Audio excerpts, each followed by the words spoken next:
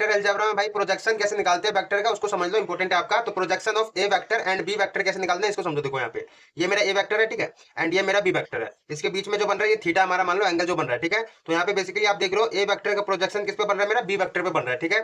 तो ये देखो मेरा ए बी सी ट्रायंगल है, ठीक है। यहाँ पे देखो एक चीज एक समझनी है, ये हमारा प्रोजेक्शन ना परपेंडिकुलर बनता है किसी वेक्टर पे, ओके। तो ये मेरा परपेंडिकुलर बन रहा है बी वेक्टर पे।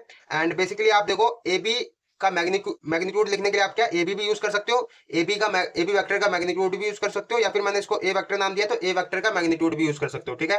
एंड कोस थीटा इक्वल में मेरा क्या होगा, कोस थीटा का क्या फॉर्मूला होता है हमारा बी बाय एच, ठीक है। तो बेस हमारा क्या है एसी, ओके। तो एसी हो गया, नीचे आपका एच क्या है, हाइपोटेनस आपका ए बी है, तो ए बी हो गया, ओके।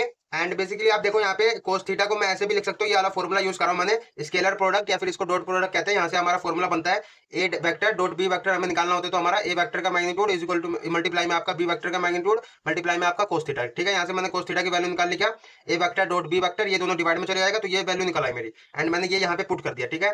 एंड ए सी यहाँ पे चलो ए सी रहने दो, एंड ए बी को मैं क्या लिख सकता हूँ, ए वेक्टर का मैग्नीट्यूड लिख सकता हूँ, ये लिख दिया मैंने, ठीक है। तो नीचे से नीचे आपका ए वेक्टर का मैग्नीट्यूड कट गया।